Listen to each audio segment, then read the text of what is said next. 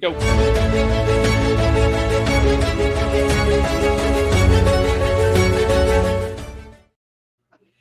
Welcome to the VET S.O.S podcast. Remember, don't drown in the sea of transition. Grab the VET S.O.S Lifeline. VET S.O.S is brought to you by the Who You Know Network, and we're proud members of the Parade Deck community.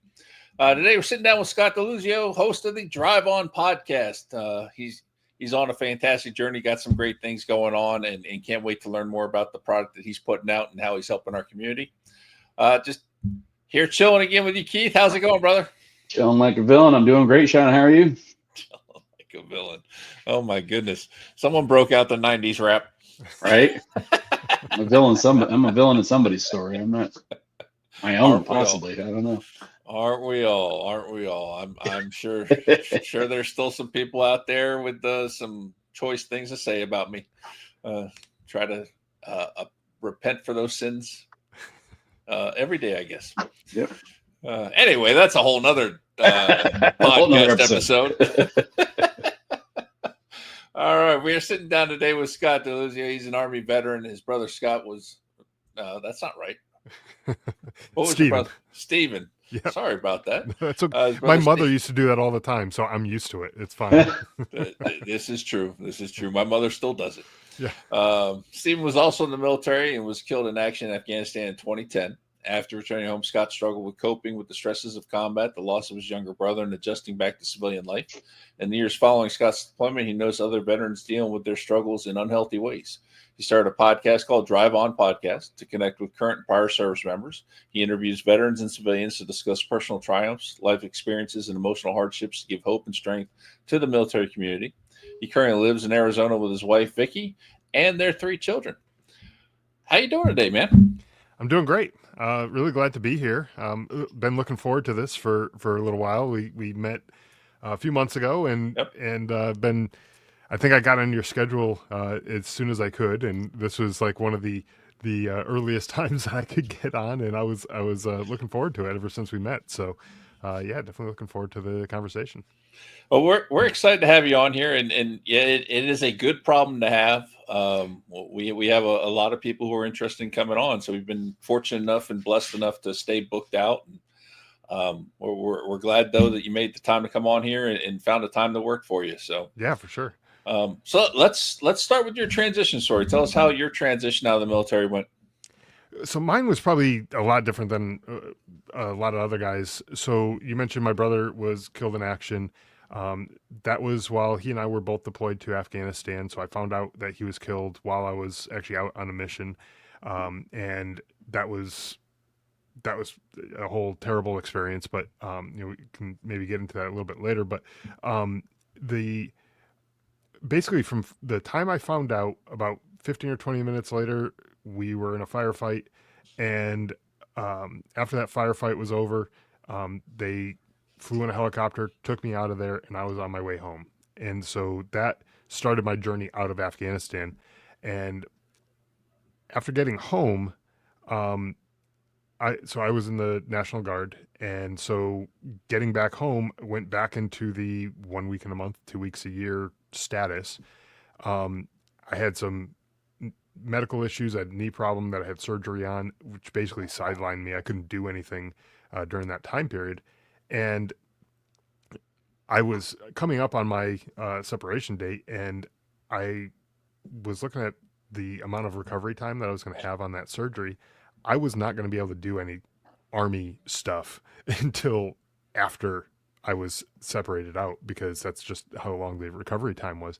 And so I was basically going into my drill weekends and all that, and I was just sitting there watching everyone else go off and do Army stuff while I was just sitting and doing nothing, because I couldn't do anything.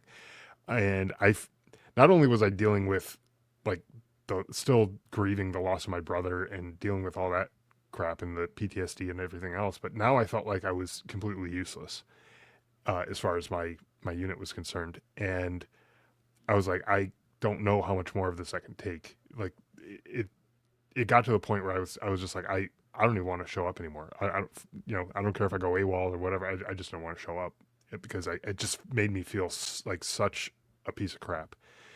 And I ended up like looking I was like in a desperate search. Like I didn't want to do like the piece of crap route and just not show up, but I almost didn't care.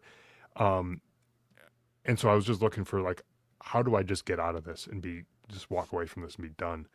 And the Army has a regulation called Surviving Sons and Daughters, which actually applies to people in my situation where like my brother was killed in military service, and it allows for you to file for an early discharge, which it wasn't even really all that early. It was just a few months before my discharge was supposed to take place anyways. And like I said, I really wasn't doing anything. I was literally going in there, sitting, collecting a check for the weekend and not doing anything. Um, there was no loss to the Army there. As a matter of fact, it was a gain to the Army because they didn't have to pay me for those last few months. And so I filed for that paperwork. It was probably April of 2011. And like anything in the military, nothing goes quick. And so it wasn't until like June that that it got approved. And the way I found out was my platoon sergeant sent me a text message one morning and said, "Hey, paperwork got approved. You're out." And that was it. It was like I went to bed the night before. I was still technically a soldier, and I woke up the next morning and I'm out. And there's no ceremony. There's no goodbyes. There's no anything like that. He was like, "Yeah, and by the way, any equipment you still have, come drop it off at the armory, sometime next week." And that was it. And so, getting out, like it was kind of like a light switch. It just flipped. And I hated the job that I had when I came back from Afghanistan. I liked it beforehand. I liked the people that I worked with. I just couldn't deal with it. It was just so monotonous. I was working in the finance department at an insurance company, and like, gosh, if there's anything that wanted to make me like just rip my eyeballs out, it was staring at spreadsheets, and so it was like, what do I do with my life? I started working for a little bit with my dad's business, and even that wasn't cutting it for me at the time. And I decided, you know what, I think the only thing I can really do right now is work for myself. I don't know that I can really handle working with other people. And so I started a couple businesses, some more successful than others, but that was kind of my transition as far as like no longer working for the Army. Now what do I do with my life? But I was severely dealing with a lot of the mental health issues, and not in a very good way. Drinking too much, not sleeping enough, all that kind of stuff was my my problem that I just didn't want to deal with. And I was like, I'll feel better, just one more day won't be a big deal. I'll feel better later. And never did. Never really started to just feel better on my own. And it wasn't until I kind of, I'll just say, kind of maybe hit rock bottom where I just didn't recognize myself anymore. And I was like, who the hell is this guy? And what happened to the person I used to be?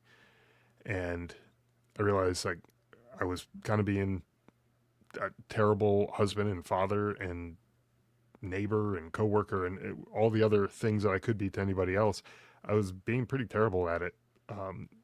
Just quick to get angry, and I was just being an awful person. So I was like, I got to do something about this, because these people don't deserve the version of me that I'm bringing to the table here. So I ended up going to get some help, but it took me longer than it should have to get to that point. Yeah. Well, I mean, man, there's several things in there. First and foremost, absolutely, sorry for your loss. And I can't even fathom the idea that you found out and then you were in a firefight. Like all that to me just doesn't even compute. And maybe that's because I'm a pogue, but it's I can't imagine having that on my mind and then being involved in a firefight. And, right. Glad that you survived that and were able to come back home, and then also applaud you for realizing that you needed help and pursuing it. I do have to ask a question though that is not of a serious nature, but it's kind of serious.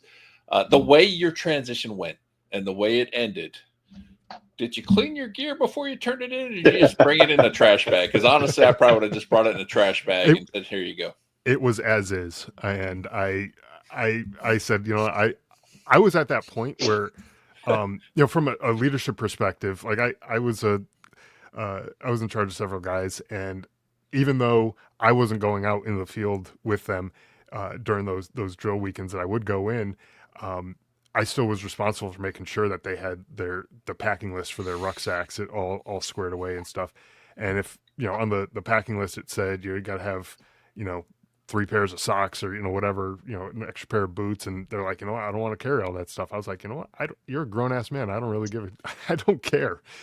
Carry it, don't carry it. Your feet are gonna rot by the end of the weekend. I don't really care, and that's up to you. And most of these guys that we're talking about, they had been to Afghanistan. They've been in combat. And it's like, I'm not going to babysit you and tell you what to put in your freaking rucksack. You don't want to bring it. I don't care. That also made me realize I'm not going to be exactly the greatest leader going forward if this is the attitude that I have. But yeah, as far as my equipment goes, I had even less concern about my equipment than my guys' equipment. So I brought it in as is. And if they're like, yeah, this is not satisfactory, we're going to have to charge you for it. I was like, honestly, I don't care. I got you. I would have been the exact same way, I think. Man, you just brought up an interesting point, though, because I remember making that statement numerous times myself about, a private's still an adult. They're 18, right. for the most part. It's like, I got it that, we're still training them. They're learning things and things like that. And I got it as a senior NCO or as an NCO in general, you still got to go check the pack and all that stuff. But at the same time, part of me was like, you're an adult, take some responsibility, right. And if I treat you like an adult, you act like an adult, everything's good. But yeah, it amazes me the times that the number of people I saw at the range without their plates in their kit. That one like baffled me. I was a career intel guy, so intel guys, we go full kit to the range and all that, and be like, where are your plates? Yeah. Well, it's heavy. I don't want to carry that. Well, yeah. Trust me, the bullet's a whole lot heavier. You never had that problem, did you, Keith? No, not at all. No. So I want to hear about your podcast, the Drive On podcast, but I'm kind of curious too. I mean, your transition was fairly unique. I mean, I've been in this space for quite a few years now, and this is one of the more unique transition stories I've come across. Not much surprises me anymore. So I'm curious, with everything, with your loss, with the somewhat seems like we just cut sling load with you type experience, how did that shape your approach to not only creating the podcast, but even how you host it from here on out? Yeah, so you're right. I mean, I've had hundreds of guests on my show talking about all sorts of different transition stories and things like that, and none have really matched. I mean, they're all unique in their own way, but none of them really matched the story that I just had. And when I got that message, is like, yeah, you're out. It was kind of just like, now what the hell am I? And what do I do from here? Like I didn't really know what it meant to be a veteran at that point. Like I hadn't really hung out around. I wasn't like in the American Legion or VFW or anything like that. I didn't hang out around other veterans. So I was like, I don't know like what that even means. Do I have access to any services? I knew there was a VA, but I didn't know what I had access to as far as, any type of services. It took a little bit of research on my part to figure that stuff out.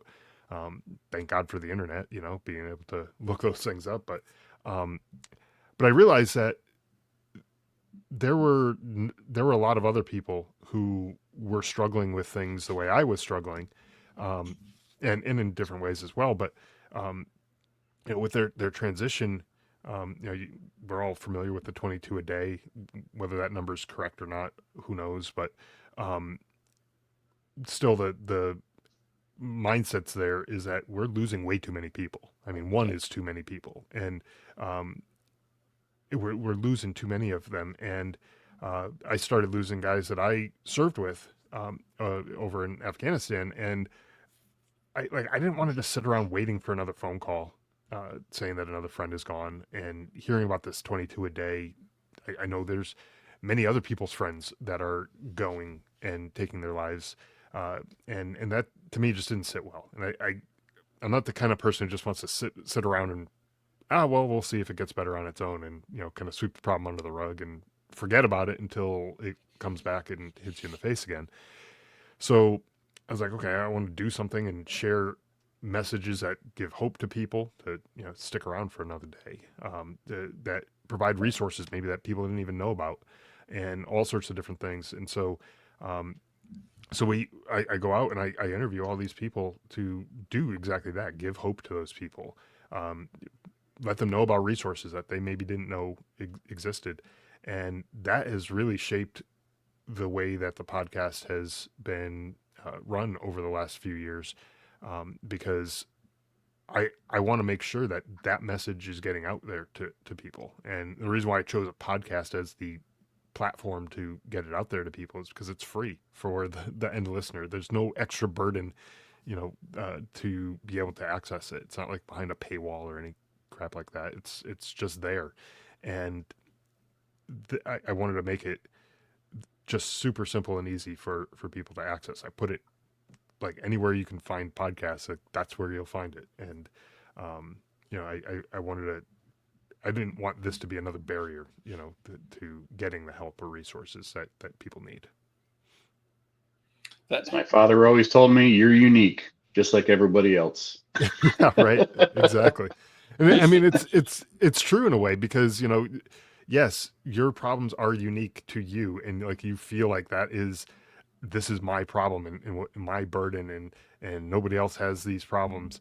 And sure, nobody else was in that position that you were in, but let's just be real. Other people have PTSD. Other people have, all these other maybe medical issues and things that people are dealing with. You're not unique in that respect. There are other people out there. You're definitely not alone. That's a fact. And there's so many platforms out there. Are you seeing, as fellow podcasters, are you seeing better results with different platforms versus others? Do you see, more of a military connection on some versus others? Well, it's very unfortunate. So recently I was looking at the statistics on my podcast. I saw a huge drop in number of listeners. I'm like, what's going on? Like, I didn't do anything I was going back and listening to episodes from a few months ago. Like, did I say something to offend somebody or something? Like, what did I do? Like, was I knocking on, one branch too hard or something like that, and just causing all sorts of chaos I didn't even know about? Maybe that's why we don't have any Marine followers. Well, I mean, I was knocking on the Coast Guard, but come on, there's not that many of them. Come on. No, but I was trying to figure it out, and I was looking at my statistics, and one of the platforms was Samsung Podcasts that was doing really well. Like, I had a ton of followers and subscribers on Samsung Podcasts, and I was like, okay, well, where did all these people go? And it turns out Samsung Podcast has gone away, and that's where they went. They went with Samsung Podcasts, and now I'm like, oh, well, crap. If I knew that it was going away, I would have maybe said, hey, by the way, if you're listening on Samsung Podcasts, you might want to go check out these other platforms and resubscribe. But I didn't know about that until after it was gone, and now I'm dealing with the consequences of that, because all those followers kind of went away with it. And I mean, not all of them. Some of them jumped to some other platform, but I definitely saw a decrease in that. And so now I'm thinking, like, this sucks, having all your eggs in one basket, or let's put it this way, in somebody else's basket. And so this is, by the way, this is just like within the last like week or so that I made this discovery, or 2 weeks or so. And so yeah, if we talked like a month ago, I probably would have no idea what was going on. I'd still be in that scrambling, trying to figure things out. But yeah, so now, like, what I'm starting to realize is that if you have all your eggs in somebody else's basket, and it may be in a lot of different baskets, Apple Podcasts, Spotify, YouTube, all these different platforms that are out there. Those platforms can go away. I mean, Google Podcasts went away a little while ago, and those platforms go away, and boom, so do your followers, and that kind of sucks. And so, I'm starting to think of ways to build up my own platform as far as my email list, like that I'll own.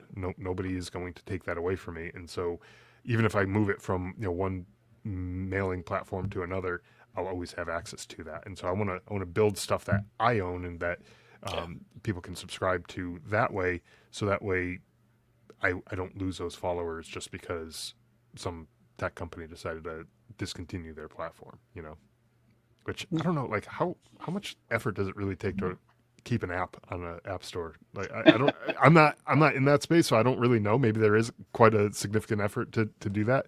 But it's like, why would you get rid of it if you have it and all these people are using it? Why get rid of it? But I don't know. There's somebody else who knows more than me about that stuff. I have to believe it still comes down to money, whether it's advertising money or whatever. You know, probably. And who's able to do what.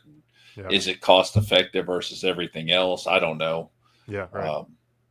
Or at least sell it. Like sell it to somebody else. And just change the name or something. I don't know. That's just me venting because I'm still a little ticked off that I lost all those followers. So essentially what I'm hearing is like you were the guy who invested in laser discs. Oh, no. Betamax. Man, I had the sweetest 8-track collection. And, yeah, but any younger listeners that are listening, they go, what? They have no idea. Laser disc, what? Yeah.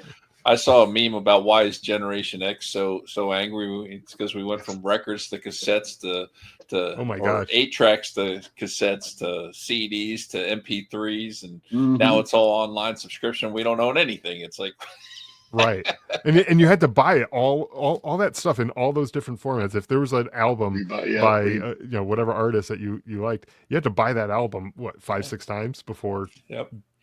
Yeah. Now you don't even have it probably anymore. And I've said this time and time again. If someone could give me an AOL online disc, I would gladly put a home phone in my house and teach my kids a valuable lesson. They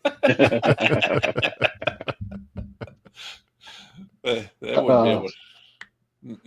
That's funny. So now that we're done aging ourselves, Scott, so I'm curious to hear too, like your involvement in the impact you're having over at the Global War on Terrorism Memorial Foundation as a uniformed veteran fellow. So talk a little bit about that. Oh my gosh, that's been an awesome experience so far. It's just really kind of got kicked off, but I met them at the Military Influencer conference where we met, Sean, and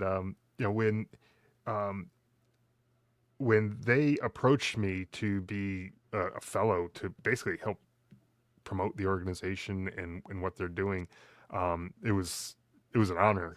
First off, that they would even consider me as being someone to promote the organization, but it really hit home with me. Back in 2019, my family and I went to Washington D.C. We were actually invited to the White House by President Trump. Every Memorial Day during his first term, he had a Gold Star family reception where he honored 50 Gold Star families, at least the year that we were there. And the day before, I went for a jog around the mall area where all the other Vietnam Memorial, Korea, World War II, and all these other memorials are. And I remember looking around thinking to myself, where the hell is ours, for our generation? And I had done a little looking into the different memorials that were there. And like the World War II memorial was built decades after the World War II was over. My grandfather served in World War II, and he died before that memorial was even built. And I was like, I would hate it if a memorial was built long after the majority of our generation had passed away. Like that would suck. And as it is, the war is already, was already 20 years in the making, at that point, or roughly 20 years in the making at that point.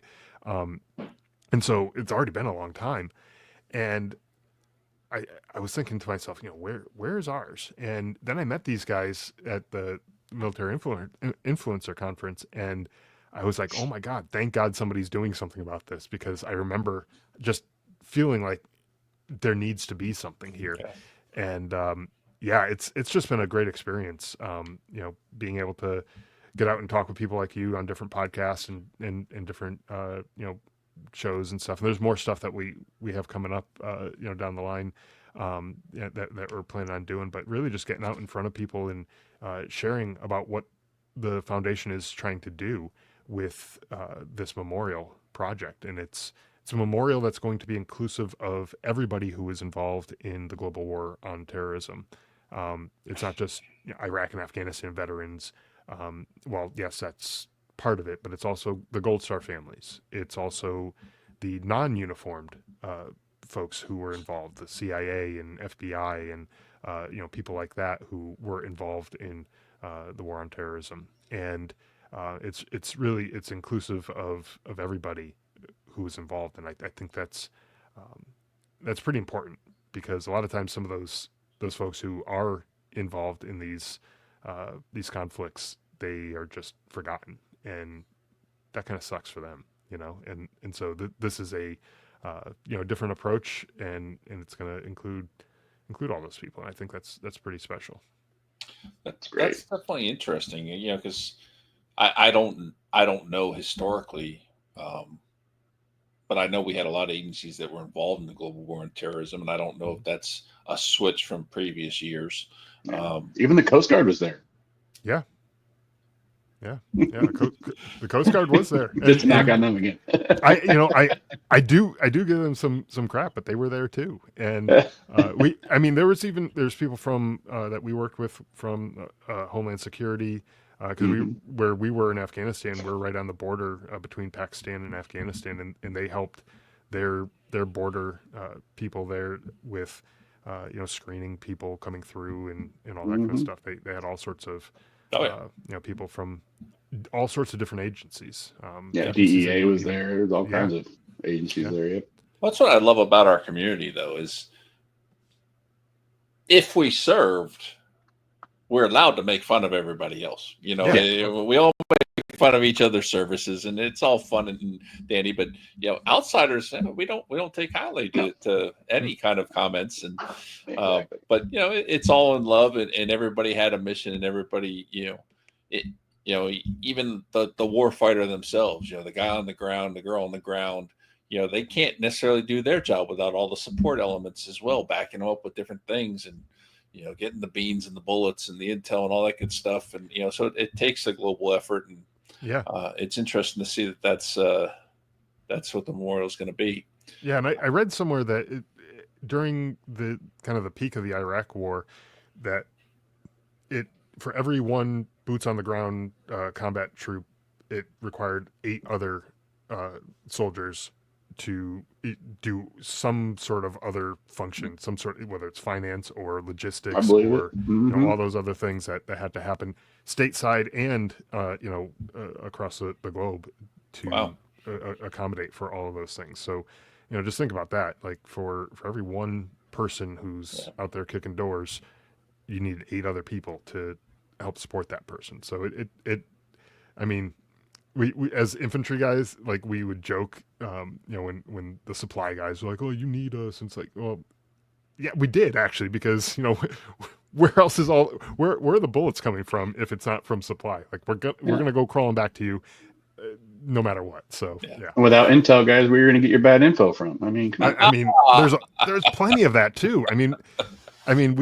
We thrived on the bad intel. We did so much nothing with the bad intel that we got. I can't even tell you. Man, we're having technical difficulties. I don't know if this episode's going to be able to air. Good thing I do all the editing. Well, Scott, well, go ahead, Sean, please. I know we got to close out. We're at the end here, but I want to make sure we give you an opportunity to talk about the book you wrote. That's what I was going to say. Yep.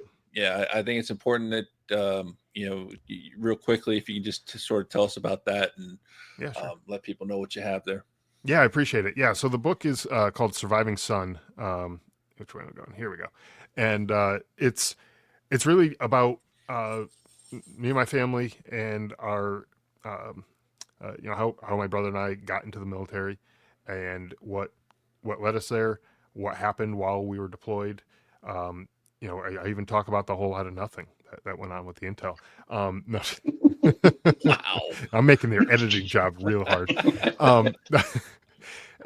Yeah, but we talk about all the stuff in that took place there, and then what happened afterwards. Some of the transition story, and I kind of look at it like I made the mistake, so you don't have to, and try to learn from my mistakes. Read the story. It serves as it's kind of multi-purpose, because I wanted.